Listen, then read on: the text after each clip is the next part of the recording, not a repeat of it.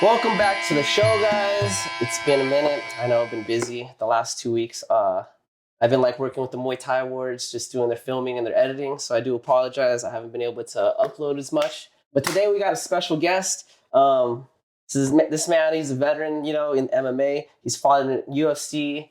He's fought in RIZIN. He's had some crazy fights in his division, man. I mean, I was actually speaking to him about his fight with DJ earlier, which we can get into that a little bit later. I don't want to kind of lose my way, but the reason I kind of actually reached out to him was because I started seeing what he was doing outside of MMA. He started doing a lot of stuff with psychedelics and recovery, especially for things like CTE, ayahuasca, mushrooms. Just a lot of things that has been brought up on my podcast. A lot of people have been talking about CTE lately. I feel like as the sport matures more, it's becoming more of a conversation. So please welcome to the show, the one, the only, Ian Mother effing McCall. How's it going? Ian McCall, man. How's it going? It's a pleasure meeting you, man. Nice to meet you too. Thank you for inviting me out to your home. Thank you for coming here. Yeah, I know I'm a stranger, so you're probably I'm not afraid of having strangers in my home. No, you're a deadly man, so I don't even think you trip on it, I am the weapon. You are the weapon, dude. Ian, man, so I do want to get into your work with with your foundations and stuff. I think I wrote them down. Let's see if I can remember the names of them. But before we get into that, real quickly, dude, you were explaining what happened to the DJ fight. You want to run it back one time? Because I know it's setting up. So with DJ, it was, they called a loss to begin with. Then they called it a draw. And, I would have beat him. I think I beat him in general, but I could see why they called it a draw. But we had a fourth round that was supposed to be scheduled. I would have beat him then. And my life, me being a former addict, I literally went upstairs and started doing Oxycontin with my ex-wife again. So it was off to the races at that point. I was like, I can't catch a break. By the time we fought next, which was 3 months later, I was strung out on Oxycontin again. And I stayed the same or got worse, and he got better. So congrats to him. Yeah, dude. So why did they call it a loss though? Do you remember? I watched it. I didn't. I watched it not recently, but when I first started talking, that was about a week ago, I think, right? Mm-hmm. So I was trying to figure out what exactly if the rules had been different then versus now, or what happened. They just couldn't count. Australia, the toilets go different way, and they can't count, or I don't know what it is. They fucked up. Somebody messed up. And my coaches, Romy Adanza, former Muay Thai world champion, and Colin Oyama, multi-time world champion coach in kickboxing and in UFC. They ran around that building chasing the judges and asking for scorecards, and they made sure they recounted, and they found out it was a mix-up. Yeah. That's the first time I ever heard of that, dude. It was one of those moments that forever changes the fabric of your reality. Oh, for sure. If I would have gotten that nod, what would have happened in my life? And of course, it's all doesn't matter now, but would have been way different. Yeah, you probably would not have done all that heroin with their ex-wife. You would have already been on the natural high. And I don't want to put it on her because we were doing drugs, together, separate, whatever. But I'm happy that we're both safe and alive and sober and do better now.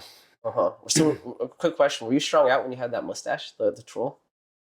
I was sober when I started it. I got out of rehab for the second time, and I grew it out because I just was like, I don't care how I look. Maybe this will get me laid less. I've always been a sex addict, and it got me laid more somehow. They liked it, bro. So I don't know. And then I became weirdly famous, and I was so famous at one point. Women were crying. Men and women were crying when I showed up places. With the UFC marketing machine, and I'm not trying to make anyone cry. I want to make it. I'm about to cry right now. I would show up, and chicks Japan, Ireland, and the US. Girls have cried because I showed up. Yeah. I was just like, why are you crying? Give me a hug. Chuck Liddell always taught me, look somebody in the eye, shake their hand, sign their autograph, take pictures, do whatever you can, take your shirt off your back, do whatever you can to make these fans happy. So I did. I really tried my best to be accessible you know, to people, and it's always paid off in spades. Yeah. Well, I mean, it shows. I mean, Yeah, you invited me here and you never even met me. exactly. I could have been a murderer. Yeah, you could have, yeah. Yeah. Yeah, that's crazy, dude. Like I said, bro, I remember watching you in the UFC. I was like, man, you had so many good fights, and even the ones that you lost out, they're still good fights for the most part. You know what I mean? Yeah. So I remember when you left the UFC to RIZIN, I believe, right? Mhm. Was it RIZIN? I was wondering, like, did you get cut, or if you just left because the weight class was kind of not really. It was a bad decision. I made nothing but bad decisions in my life up until recently. And I saw greener pastures. I always wanted to fight in Japan. I always wanted to fight in the tournament. I was strung out on, at that point, like fentanyl. Oh, And I mean, when fentanyl isn't getting you high enough, it's pretty bad. yeah. And I went to Japan, and I wanted to see the country, and you know, I really wish I would have stayed with the UFC though, because they took care of me. They still take care of me. Mm-hmm. I went to the UFC Fighter Hotel in LA when they were there to meet my old agent, Jason House. And I walked in the building, and everyone was like they saw a ghost. They're like, dude, what are you doing here? Is that you? I was like, yeah. Well, you look so much different. I'm like, I guess I'm a lot bigger, and I don't know. It was just funny seeing everybody and preaching my message of what I'm doing. You know, I was talking to Chris Weidman and Longo and whoever, all these stars, you know, and I came to drop off a bunch of products for people. Mm-hmm. And, you know, it's funny to see UFC executives, you know, passing them in the lobby and them holding up my psychedelic brand because On suits. Yeah, all happy to see, you know, like whoever it is. I don't want to name any names, but Yeah. Yeah, I mean, let's get into that. So you have two foundations. I wrote them down right here. One of them is called the McCall Method, I believe. That's an IG handle. I don't know if that's the actual foundation, but the McCall Method is my for-profit. Okay. So I took my scientific understanding of biohacking and getting healthy and training, and I applied it to people with money who want to biohack peptides, access to stem cells, supplements, coaching, training, all these different things that I can put in a monthly integration box for them, so then they can perform better in life. Now because I can't sell them psychedelics legally, Mm-hmm. so the psychedelic part stays with the nonprofit Athletes Journey Home. Athletes Journey Home is where I work with my athletes for free. It's all under, you know, a nonprofit. We do actual scientific research with universities like Melbourne and Imperial College of London and Lima and Stanford, and we're working with like really, really high-end people. Mm-hmm. So it's like a monthly like box you send out to them, or how does that work? Yeah, well, we're in the process of getting the boxes branded and stuff, but they'll have a box on their shelf or in their kitchen, wherever they want it, and as a badge of honor. Like, check it out, I'm healthy. Mm-hmm. You know, and we know biohacking is a craze right now. It's taking off. So if we can give these people a box and have them ordering monthly on an app or a website that I have, where they can reorder their peptides, reorder their supplements, reorder their coaching, reorder whatever it is, all the things they need to be healthy, then it's a nice ecosystem for myself and for my friends who are trainers and scientists and stuff to all, you know, elevate, make some money. Yeah. Oh, when did you start taking like psychedelics? Like, or at least when did you start taking them for benefits, I guess, and not just a trip, you know? I started taking them when I was 12. Uh-huh. For that was for funsies, though. For fun, yeah. Yeah. You know, all the rich kids here. You know, we had access to everything. But the purposeful intake of psychedelics started at the end of my career, and I needed to fix my brain. I wanted to kill myself. I literally stuck a load of gum in my mouth on multiple occasions. So, at 12? No. Well, when I was retired. Oh, gotcha. I'm sorry. And I knew, because my daughter got sick when she was 2, and I was at the top of my game with juvenile rheumatoid arthritis. I knew how to heal the body. I healed this little person through diet and exercise, physical therapy, cryotherapy, through, you know, cannabis. Cannabis was a big part of her healing. I just applied that understanding to myself, and I was like, okay, well, I either kill myself or I'd take this path to healing and the healed and being obsessive and farther down the spectrum than most people, you get obsessive over things, and you learn. And I finally was able to take psychedelics and really learn, like absorb information a lot. And here we are. Now I'm the CEO. Yes, I'm not a doctor or scientist, but those people all work for me. Or they work with me. They help me run my empire. Yeah. I think that's actually a powerful thing you just said is it started with your daughter. Like, I feel like for a lot of people, there's still a lot of stigma against like mushrooms, ayahuasca, especially, and all that other stuff. But for you, it was like, because you love this little thing, it's like you would do anything in the world to make her better, And so I feel like, I mean, I know that you were already accustomed to drugs, but I feel like that might have been the catalyst to kind of like dive into it a little bit more, you know what I mean? Oh yeah, big time. I was like, I had to heal the most important person in my life. And we did it. Now she's a super athlete. She's, has no inflammatory markers. She's healthy. She's healthier, way healthier than other kids, more athletic. She's flourishing on all levels. Yeah, I think for a lot of people getting into the space that have never tried those type of experiences when they were a kid, I feel like their kids is going to be their jumping point, So they're going to try to find something to help their kid with whatever ailment. And then they might be like, okay, maybe I can try this or something else similar to this, Yeah. So it's a pretty interesting space. Like, I grew up out here in Orange County, around Garden Grove, Anaheim area. And I remember, bro, when I was little, my mom would like want to send me to like rehab because I was like doing like, MDMA, mushrooms and stuff, you know what I mean? But it was always like, oh, you do drugs, you're bad. Many, many years later through martial arts, it's like I'm starting to see how there's research for CTE and mushrooms and how cannabis helps like inflammation and things like that. So look, I would like, I wish I had a relationship with my mom where I could tell her, I told you so, Yeah. But my mom's not like that. She's old school Hispanic, bro. She's still with me. Yeah. Maybe even cry a little bit, My mom was so against what I do. I remember years ago, I was like 21 maybe, or early 2020. I got off the phone with a woman who was pregnant. And I was telling her how I have text messages from Matthew Johnson, the first professor of psychedelics ever from Johns Hopkins University. Psychedelics, there's no mechanism in the brain or the body that's negatively affected by psychedelics. So pregnant women, anyone, young, old, autistic, cancer, whatever it is, it doesn't matter. These people can take them and they'll be fine. Breastfeeding women, pregnant women they should be microdosing, because if you do that, your kid's going to come out smarter. It's scientifically proven you're producing positive chemicals, molecules in the brain and the body that are going to lead your child to have a greater intellect, a greater understanding of themselves, bonding mechanisms, all this stuff. So it's really, really important that mothers do that sort of stuff. There's a group called Moms on Mushrooms on Instagram.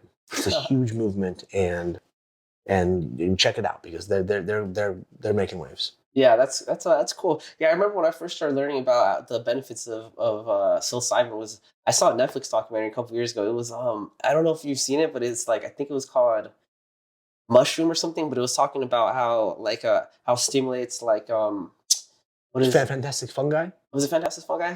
By Louis Schwartzberg? I don't remember. It was just like I think it was Fantastic Fungi actually. Yeah. It's not. I don't think they have it on anymore.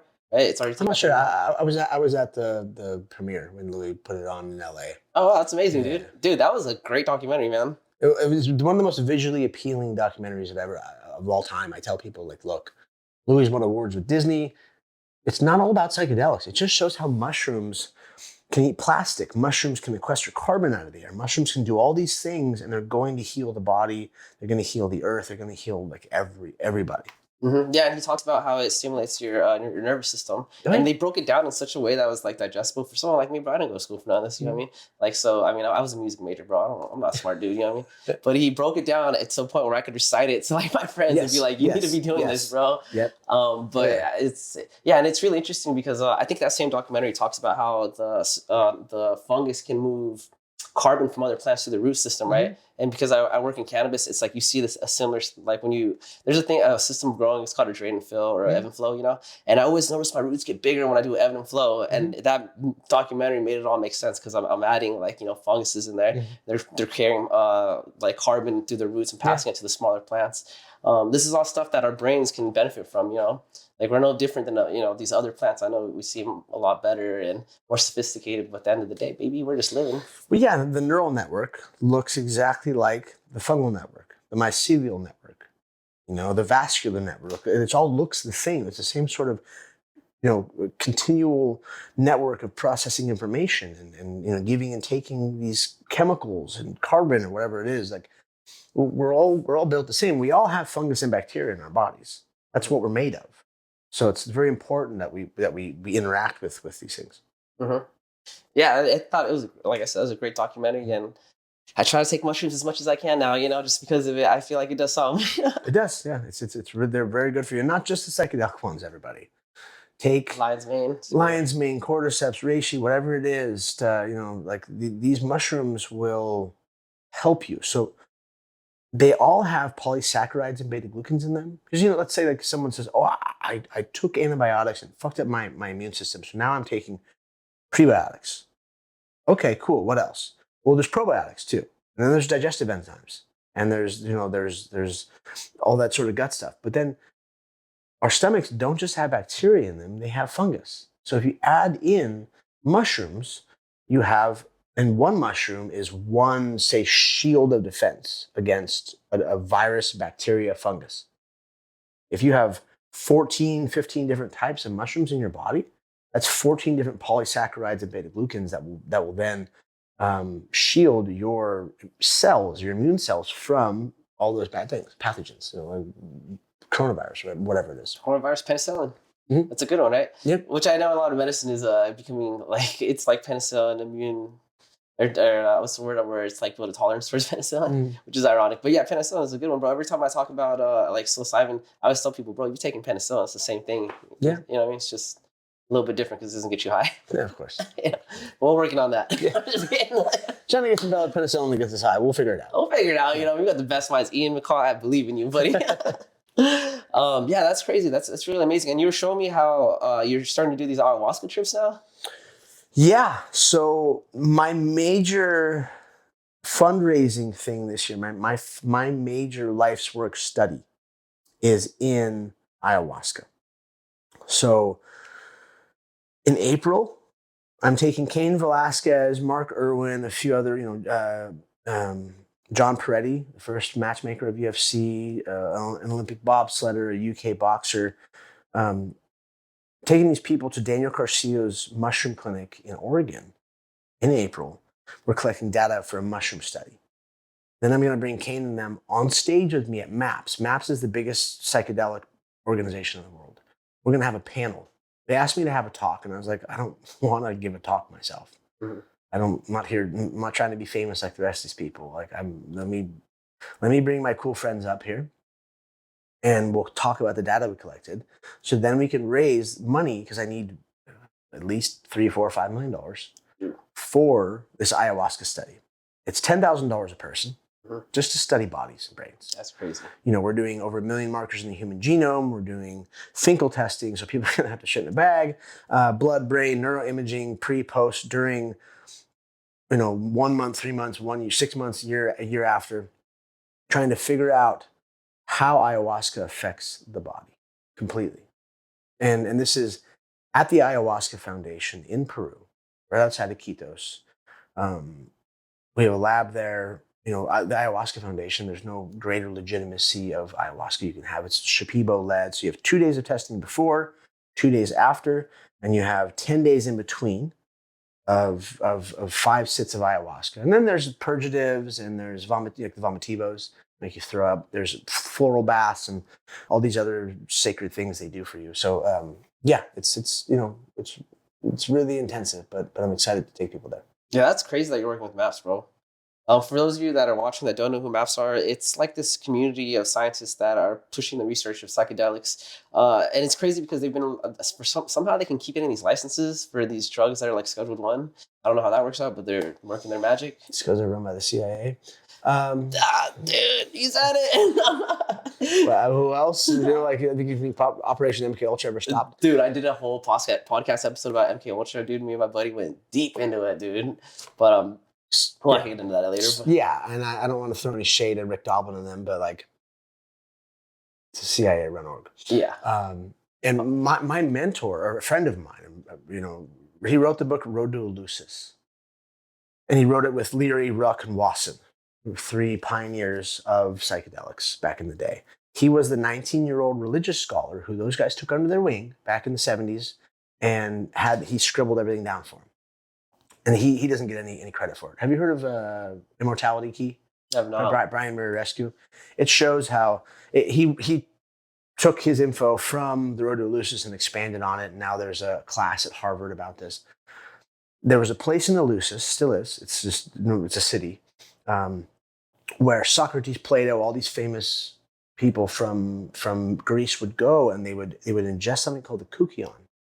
And it was spiked wine, and spiked wine had ergamine in it, which is ergot fungus, is LSD. So these people would go there. They wouldn't talk about what they did at Eleusis, but they would trip.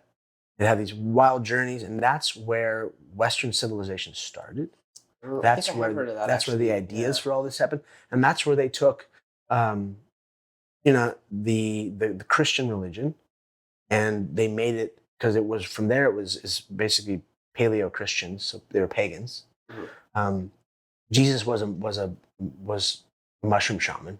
Terence McKenna wrote about that. Didn't he? Yes. Jesus was, and I'm a good Catholic. Uh-huh. I go to mass every Sunday.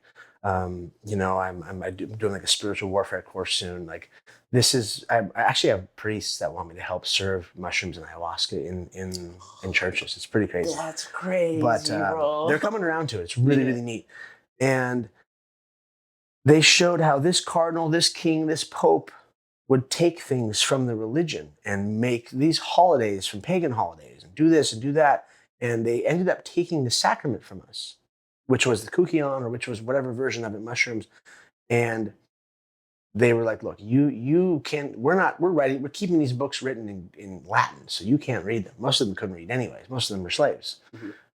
So you can't read this book. You can't commune with God by taking this stuff. You drink this wine that has alcohol in it that'll dumb you down, that'll lower your vibration, because we will transfer the message from God from us to you, and we'll tell you how it is, because they want to manipulate, they want to make money, they want power, they want to molest kids, whatever it is. Yeah. That's the Catholics. well, that's everybody. I'm sure the Christians do, though. No, they all do. You know how many youth pastors diddle little kids or girls, underage girls, or you have the Muslims have T-boys. My dad always talks on the Catholics, and I'm like, you put me in Catholic school my whole life. Okay, number one. Number two, it's not just them. The Jews have their tunnels. They're chopping baby dicks off, and we know how they stop it from bleeding. Yeah. They put it in their mouth. Yeah, saw that. Okay. Muslims have T-boys, or what the Egyptians call them, the ninth boy or something like that. And I work with a lot of special forces guys, SEAL Team 6. Like, my mentor ran SEAL Team 6 for 20 years. It's people in power. Absolute power corrupts all. And for whatever reason, people love kids. I don't know what it is. And the boys and it's just like, why? I don't get it. I come from the 1%. I come from a very wealthy family. I've been famous. I've been around billionaires all the time. No one has ever, I'm sure I don't look like the guy you ask these sort of questions. No one has ever brought up like, hey, you want to smash this like little kid? These are different parties. Yeah, I guess. We're not invited to those parties. Look at us. We got tattoos. We like to fight, dude. Like Dave Chappelle says, like, I don't know why I wasn't invited. I got snitch vibes. Oh, yeah. But yeah, that's a good thing though. You don't fit the description. Yeah, thank God. Yeah. Like I like grown-ups. Like, fuck. Yeah, you don't want to be on that Ghislaine Maxwell document. Actually, when you brought up about that book that Terence McKenna wrote, what was it called? Fruit of the Gods or something? Or Nectar of the Gods? Fruit of the Gods. Yeah. Fruit of the Gods. Mm-hmm. Yeah, I listened to that book a few years ago. And it gets brought up a lot. Lately, I've been hearing people bring it up a lot. Yeah, there's a sacred mushroom in the cross. There's that one. There's the Road to Eleusis. They all just show that there's a lot of mushroom iconography in Catholic and Christian churches all over the world. Yeah. If you go to a mosque, you look at the paintings on the walls, it's sacred geometry. Mm-hmm. There's only 2 places you get that. Meditation for 20 years in a cave, in the dark, or you're on psychedelics. Yeah. And I have Muslims that I sit with that take psychedelics. Sounds crazy. But I was speaking with a friend of mine that is Muslim that serves medicine with Cain Velasquez. And he's like, brother, I said, once you study all the books, because I've been studying all this stuff for a long time, it's what I do, I study things, you realize what is man's interpretation of something that was once divine, but then man takes it and writes it down or says it out loud or thinks about it, and then it becomes manipulated. And you're telling me over these years it's never been completely manipulated for whatever bad reason? Push all the books aside, there's one God. It's the same God. We're all fighting over just because we're different colors and different countries or whatever it is. And he's like, brother, I've been trying to tell Khabib and the guys this forever. They think I'm crazy. I was like, you are crazy, number one. Number two, you might want to put a lid on that because your people might hate you for what you do. My people hated me for what I did. Just give it some time. But to see and to sit with a proud praying Muslim, to watch him do 5-MeO, DMT, and lay down and just repeat Allahu Akbar, Allahu Akbar over and over again, which is just God is great. Like, it was beautiful to see. Like, I don't care what religion you are. Just find God. Find God. And my Catholics will hate me for saying it's all the same. They will. But sorry, I'm not sorry.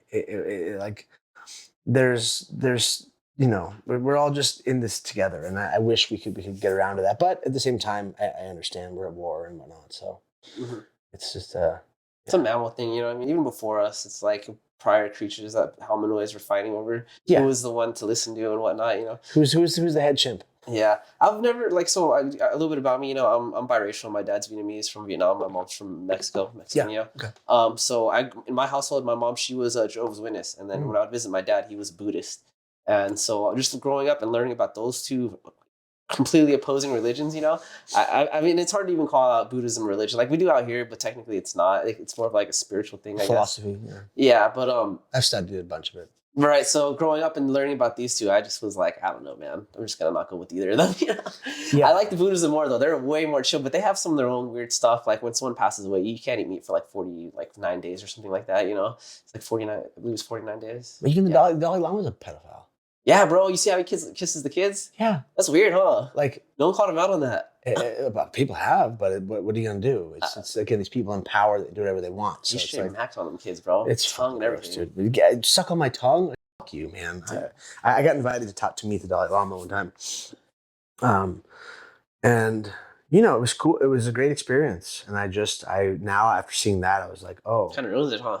Totally. People say it's a cultural thing, but I'm like, I don't know, man. It's still weird. I don't think it's a cultural thing.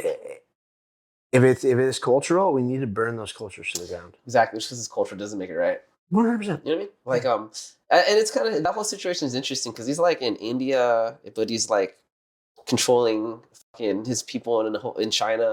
It's like a whole weird thing. It's very cool to see. Yeah. But I do remember reading how there was a German scholar who had gone to Tibet and he had found that Jesus had lived with monks. I don't know how accurate this is, but he wrote a whole book about it. Did you ever hear about that? Oh yeah, Jesus took off for those 30 years or whatever it was, and traveled with his uncle. He sat with the Buddhists. He sat with the Krishnas. He sat with everybody, and he learned the Vedics, I should say, and he learned about all that stuff. And I'm sure he traveled like all over that part of the world. And just became this enlightened being that we know it today. Like pretty wild, and the things we're not told. Yeah, he was definitely a forward-thinking person, dude. Yeah. Like I said, I'm not a religious guy, but the person that Jesus Christ is depicted as seems like the modern human of today's age. Like the lessons that he put out. You know what I mean? Yeah. I don't like the weird stuff though. It's the weird, like how he rose from the dead. I'm like, yo, this is getting weird. The fish thing. What's with Jesus and the fish? I don't know, man. You understand that? There's a lot to decipher there. Yeah. It could have been just a mushroom trip that they just translated wrong. I mean, or miracles. I mean, I believe in miracles. I believe in everything now. There's nothing I don't believe. I just always go, oh, maybe. I've had people tell me they've been abducted, gone to Mars and bases and all that. I'm like, sure, all right, I believe you. I'm a skeptic, bro. I'm a serious a believer type dude. You know what I mean? I got to see it. Ghost, maybe I see some stuff that kind of makes me think a ghost is there, but, you know, I don't know, you know, 50-50 still, you know? But the Jesus thing, I'm not convinced, bro, because why? Jesus should be brown. Every picture I see, he's white. No offense to my white people, but... Being half white, I make fun of white people all the time because they're the most offensive or offended. Yeah, he wasn't a cracker. Yeah, they got to fix that before I start hopping on that, you know? No, like my girlfriend's she's half white and Mexican like me, but she's Latina to her core. And I'm like, baby, come to mass with me. She's like, I'm not gonna go to mass. Some white guy telling me about God, and I was like, whoa. Number one, I'm at the mission San Juan Capistrano, so he's a Mexican. Number one. Number two, just relax. Yeah. It's nothing about being white or brown or whatever it is. You know, it's like this people. Yeah, interesting stuff, dude. So you wanna so the first one, the McCall method, that's your for-profit. So your nonprofit is that your psychedelic coach page? Yes, the nonprofit. Yeah. The nonprofit is we have coaching is the ecosystem, part of the ecosystem. So we have people go through the study. Okay, just like Heroic Hearts Project is the psychedelic nonprofit that I took mine after. When someone goes through these things, they have to be coached. If you don't have a coach going through ayahuasca, it's real rough. If you have to have someone who's been through it before that's going to help you integrate the things you learn. So let's say Kane and the first groups of people that go through this study, they will have a chance to be certified as a coach, and they will end up coaching the other people that go through this, because potentially the idea is to have hundreds, if not thousands of athletes going through these therapies, healing their brains, collecting data on them, and then, you know, everyone can be coaches if they want or not, but there's still a viable product where you have a certified coach learning how to coach with athletes for their people.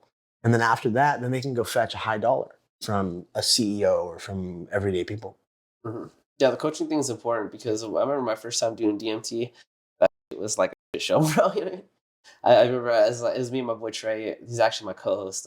Yeah, we were just doing it in his living room. I totally thought it was going to be more like a mushroom experience, but just shorter, you know. But to me, it seemed way more intense, you know. Mm-hmm. And then I was like, okay, now I know what this is. Take some more lines, you know what I mean? You got to soften this up a little bit, you know what I mean? Yes. I was just trying. I just thought, because the way I did it, I was hitting it out of Nectar Collector. Mm-hmm. I don't know, and so I just rolled a fat line. I was like, okay, this looks good, dude. And smoked it and went to Mars for a cool 30 minutes, you know. Oh yeah, it'll definitely get you there. Yeah. So you definitely need coaching for that. And then ayahuasca, especially, I heard you poop and throw yourself up on that. I went double platinum this last time. I was in Tarapoto at a place called La Medicina, and double platinum is shitting and throwing up at the same time. Oh, sick, bro! I did that once when I was sick. Felt like I was being pig roasted by a beam of light. When you purge on ayahuasca, it's a sound and a feeling that you've never felt before, throwing up like this. And you're like, you throw up your demons. People have thrown up their cancers. And I get up and I'm dazed. I walk to the bathroom in the dark. I lay down, or I go to the bathroom, sit down, and it's a tiled in bathroom. So it echoes. Uh-huh. And we're in a maloka. So maloka is this wooden structure, this hut. Everyone's sitting in a circle. There's a shaman in the middle, and the bathrooms are in the back. I go in there, and all of a sudden, it's at both ends, just, and it was echoing. And I was like, "Oh my god! Get me out of here! I just don't want to be here anymore." And just like finally, I wiped my ass and went back out there, and later that day or the next day or something, I'm talking. People are like, "Oh, that was you." That was gnarly, dude. Yeah. I was already on the edge of my seat just for that story, dude. Can you imagine being there? It was fucked up, but that's you have to purge these things out. Yeah, is that so? Every time you take it, that's gonna happen? No, but most times you should purge. Oh, dude, I don't want to poop and throw up on myself. Most of the time, if you're healthy, you're a healthy person. Uh-huh. If you follow the diet, you won't shit yourself. People who shit themselves a bunch are very unhealthy. Oh, got you. But everyone should purge because it's what's called the somatic release, where you get all these traumas out of your body, and the best way to do that is through throwing up. Oh, yeah. I'm interested to try it one day. Probably not anytime soon though.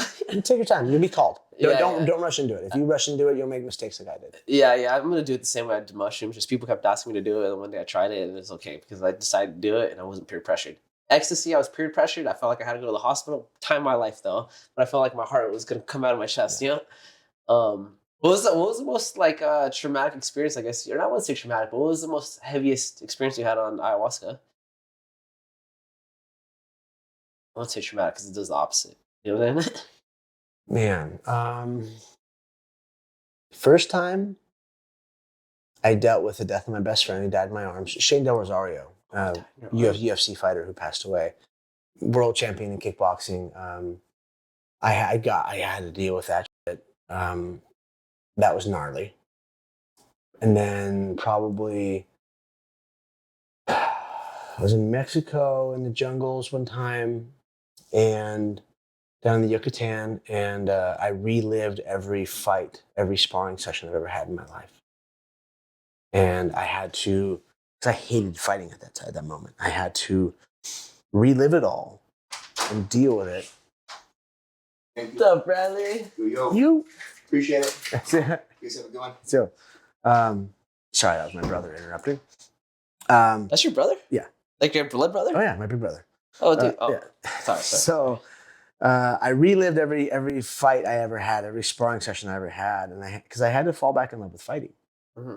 I had to do what it had to push me into the momentum I'm in now. Because I remember one time I was at a baby shower, and Babalu and some other famous fighters called me out. They were like, "Are you coaching?" I was like, "No, I'm barely training." Like, what's wrong with you? Like, this is a gift we gave you. Yeah. I was mentored by all the best, Chuck Liddell and Boss Rutan and Babalu and all these big name fighters took care of me as a kid because they knew I was a prodigy to do this. Mm-hmm. And how dare I not use the skills, not teach the skills I'm the best at? I'm a genius in that. Yeah. That's where my magic lies. And that ayahuasca trip just showed me how to fall back in love with fighting, because it was the very last night of the retreat, and they'll click on the light and say, "All right, last cup. Who needs a second cup?" And every dose that trip, I was going super deep. Give me double cups. Give me this. Give me that. I was just trying to take more and more and more. And you remember when Roberto Duran quit? He said no mas. Yeah, when all of Panama tried to kill him or something, right? No, he was fighting. Yeah, they tried to kill him. He was fighting. He went back home. Yeah, he was fighting. The Olympic boxer dude. Yeah, starts with C. I know this guy, dude. He's like one of the most famous boxers. I'm spacing. One of my favorites. Anyways, he says no mas. I stood up and I was like, no mas, no mas, no mas. And I walked out of the room, and I walked into like the foyer of this building. It was the oldest hacienda in the Yucatan, 650-year-old hacienda, beautiful. And I was staring out into the jungle, and I was like, oh my God, I quit. And I had to come to terms with the fact that I'm not fighting anymore. I can quit. Mm-hmm. I finally had to give up on that. And from then on, I started teaching. I started training again. I fell back in love with the sport. Wow, so it was just like a light just flicked or something. Mm-hmm. Wow, that's interesting. I don't know what I'll find in my brain. Dude, that's intense though. So you were having double cups? Okay, break down how the retreat goes. You get there, because I was under the impression you just do it once, but you just kind of like blew my mind right now. So let's say if you go down to a very strict place like La Medicina in Tarapoto, you have 3 sessions within 8 days. And you do, the first surgery is exploratory surgery to see what's wrong. The second night is a deep, deep surgery to cut everything out and then do all that deep work. And the third one is to sew you back up. So you have 3. Wow. You need at least 3. And my sewing back up this last time, it was wild. I transformed into a lion. I got in like a growling match with the shaman. Like he finishes with my coach and does the agua de florita, and he spits it on him, and he looks at me and goes, and starts growling, and I just sat up and I was like, I started growling back and gnashing. That was just all of a sudden, I just turned into this beautiful lion And we had this like growling match, this ego match with each other. And I just see like, he just tamed the snake, he tamed the lion. And I just, by the end, I was just like, okay, I understand now. I understand. That's interesting. Yeah. Wow, it's very like visual and like intense. I had a kind of experience like that when I took like a bunch of ketamine and mushrooms one night.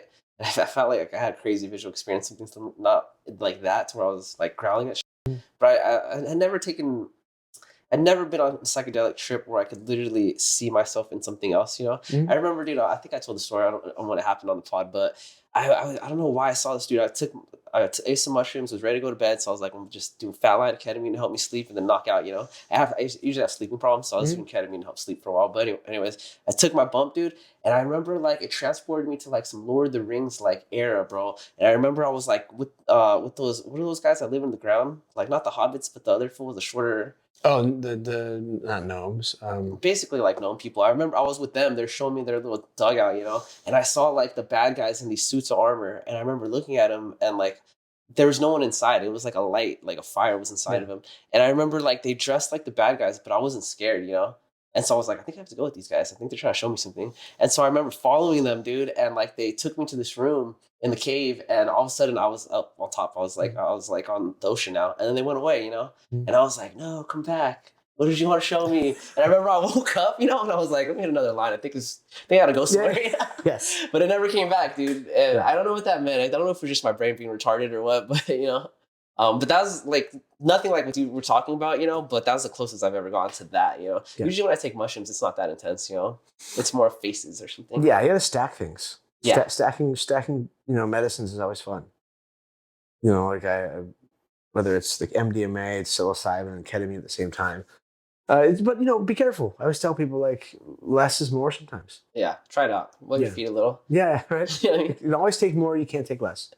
Yeah, because I've had some intense moments where I'm like, why did I eat this much? You know? Yeah. Especially with like, I used to be really big on mushrooms and MDMA. It seems like a good idea until you're fucking like super amped wanting to do something, but they're scared of everything, you know?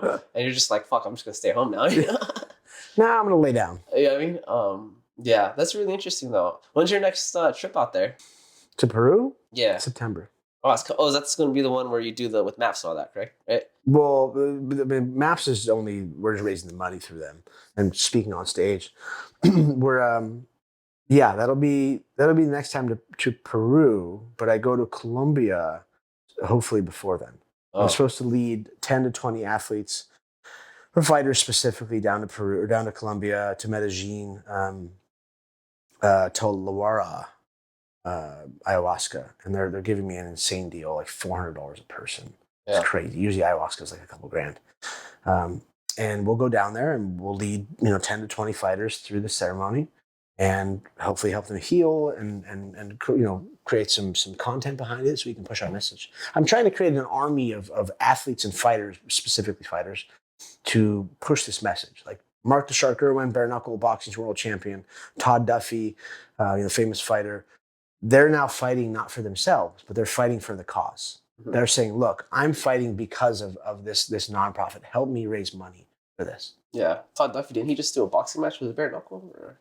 Yeah, he fought Ben Rothwell. Yeah. Did he knock him out, right? Is that correct? No, he lost. His neck went out or something. Oh, I'm remembering wrong. Sorry. Yeah, Vinny Familia, the guy I was telling you about earlier, he fights for BKFC too. You should, maybe one day you guys can connect. You might be interested in this stuff. Please. Anyone that wants to heal. Yeah, if anyone out there, dude, fighters, dude, me, Trey, we're a big advocate on psychedelics, and this man, what he's doing is amazing. So he's doing psychedelics for the good, not for the fun. But the best thing about psychedelics for me is I like taking it because it shows me like who I am. You know, like you ever do something bad and you just don't think about it, but then you take mushrooms one day and you're like, why did I do that? Why did I treat this person like this 10 years ago? You know. And I think that's important for me because, like, the way I live my life, dude, I do not pay attention to things sometimes, and so it's good to reflect, dude, and it's good to take them for your mental too, dude, for the CTE benefits and all that stuff. Dude, is there any actually solid research on the CTE? Yeah. We're going to be the first bank of information for CTE or TBI in ayahuasca.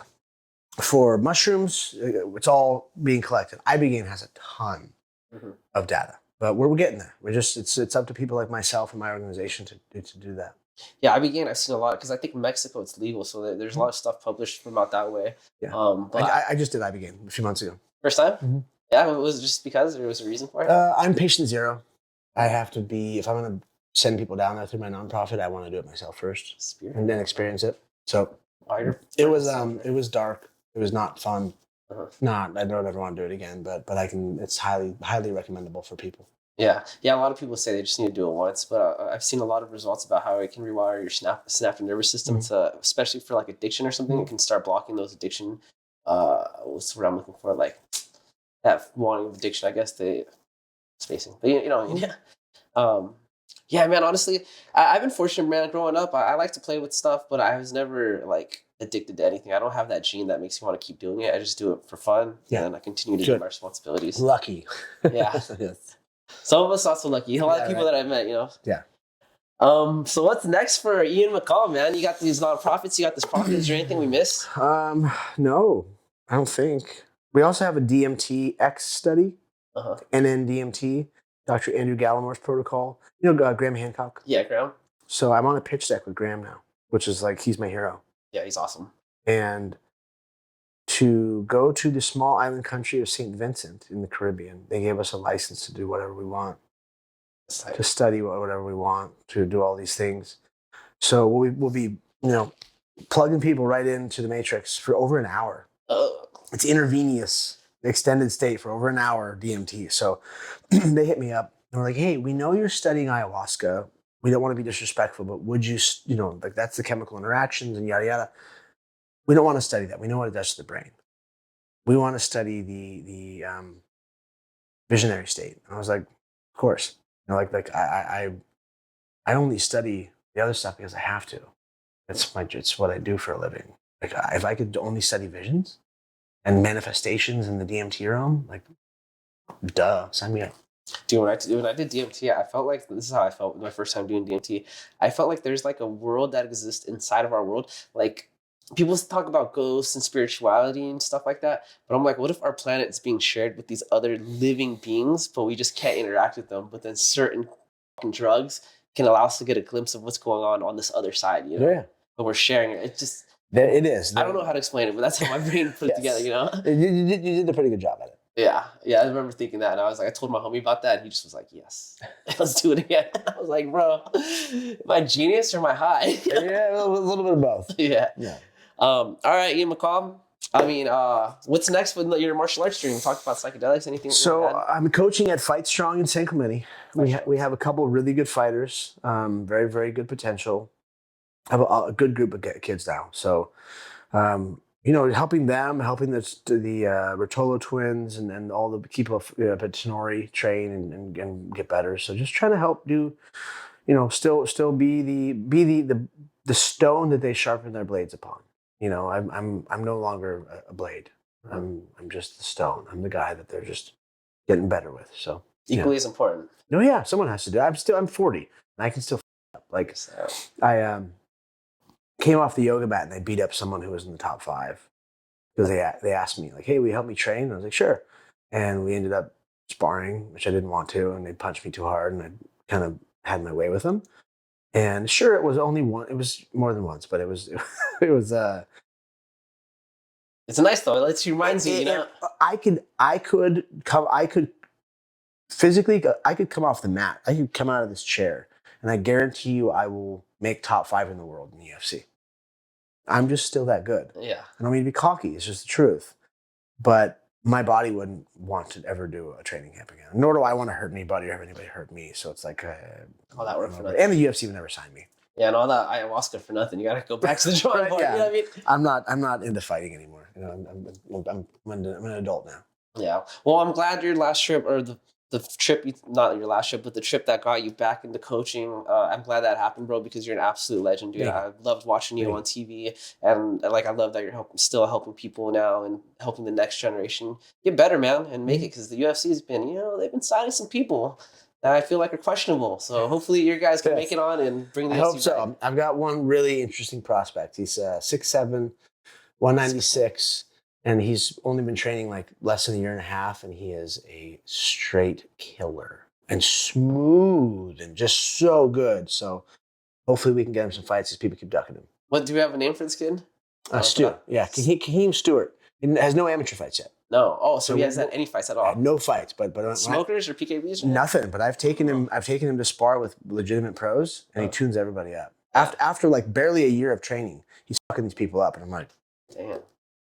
Way to go, kid. Yeah, we'll see. Go Stu, man. Yeah, right. Go Stu, go. Yeah. Ian, it was a pleasure meeting you, very man. much. Thank you for inviting me to your home. Thank hopefully, I can tune in to the work you're doing and just see the journey, man. Cool. Thank you, man. Okay. Goodbye, everyone. Thanks for watching. Ian McCall, follow this man. You want to plug in your IG or Ian McCall is my main social media on Instagram. Athletes Training Home and the McCall Method are there, but I gotta pay someone to do them, so they'll be up and running soon. Got you. Anyone watching, dude, please, if you want to invest in something like this, get it down, because CTE is a very big thing that's happening in this sport. I mean, it's always been happening, but it's becoming more aware. I know some people that are showing some pretty crazy signs. So, invest in this company, take care of your fighters. Take care of your brains. Take care of your brain. Maybe take it yourself, even if you've never done it. Thank you, everyone. Goodbye. See ya.